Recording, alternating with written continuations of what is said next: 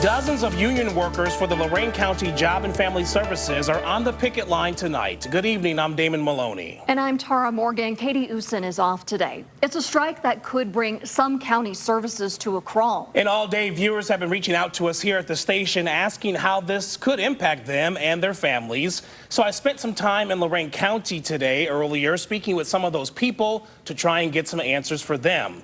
But we start here with our Lorain County reporter, Catherine Ross, and she has been working to learn what it's going to take for the two sides to come to an agreement. She joins us live from the picket line in Elyria. Catherine, workers and the county remain at odds.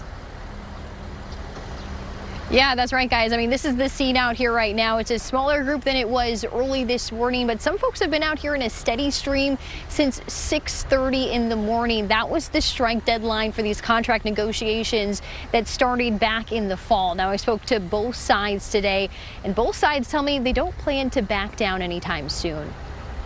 Who's got the power? We've got the power! The rally started before dawn. Fair contract!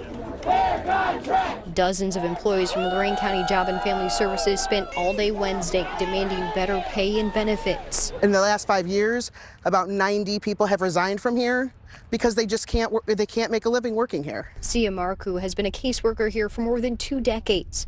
She shared her concerns with me, highlighting some of her coworkers earn little enough to qualify for the benefits they administer. She says the ones that stick around do so because they care about the work. I love helping the people, and I do love my job. It's just that, you know, like cost of living's gone up, property taxes are going up. I was there at a workers' union meeting Monday when UAW leaders told us Lorain County pays less than most comparable counties. On Friday, the County Board of Commissioners approved what it said was its best and final contract offer. We took a look at that offer. Includes a base pay starting as low as $14 an hour, with a proposed 16% raise staggered over 3 years. The union initially requested a 26% raise. We have an obligation to be fiscally responsible. I spoke to JFS Director Chris Cabot with News 5 anchor Damon Maloney. This was after the county commissioners declined on-camera interviews Monday and Wednesday.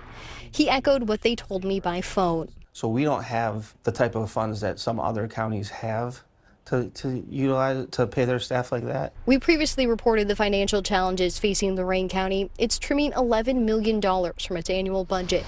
At the same time, it says healthcare costs have gone up by $10 million in the past 5 years. The union says it's now paying 50% more for health insurance, and it's hoping the county will meet them somewhere in the middle. I mean, we will stand our ground until we can get a fair contract, though. Are there plans to return to the bargaining table? Not at this time. Our best and final offer has been made. And so it's at this point it's... So you can tell that both sides are holding their ground in this situation. Meanwhile, the folks that are out here on the picket line, obviously not in the building, processing some of the benefits that they're taking care of. And Damon, I know that you talked to some people who reached out to News 5 with concerns that they could see some delays. Yeah, Catherine, this strike caught many clients of Lorain County Job and Family Services off guard. Several people reached out to us here at News 5. They were worried about possible service delays or even the loss of benefits. And one of those viewers was Jeremy Hudgens. So today I took his concerns to JFS to try to get some answers for him and our other viewers. I found out about the strike last night at about midnight. And ever since, Jeremy Hudgens has felt uneasy. He's disabled and works part-time while living with cerebral palsy. He has paperwork to turn in to Lorain County Job and Family Services in order to continue his medical coverage and food assistance benefits. Here's what it is right here. We got the Medicaid renewal form and also SNAPs in there as well. He worries the strike will cause major delays reviewing and accepting required documents. Who's going to handle it? Who's going to take it in, and will it get there in a timely fashion? You've already taken some action. You've called the county commissioner's office. What did you say to them? There's 3 sides of the stories, his, hers, and the truth. I get it. Both of those sides don't realize that they are hurting people who are disabled, people who are elderly, and they're thinking about themselves and not the people they need to help. Jeremy's just one of the people who emailed us, and I told him I emailed Job and Family Services to try and get some answers. I'm looking to touch base. We're getting a lot of questions about what the strike means. So they said, We remain fully open for all services, including walk-in hours. I'm going to head there. I went there as well, saw workers picketing, but still people inside able to get information and fill out forms. Remember, Job and Family Services oversees child care assistance, child support, food and medical benefits, along with other social services. Christopher Cabot is the executive director.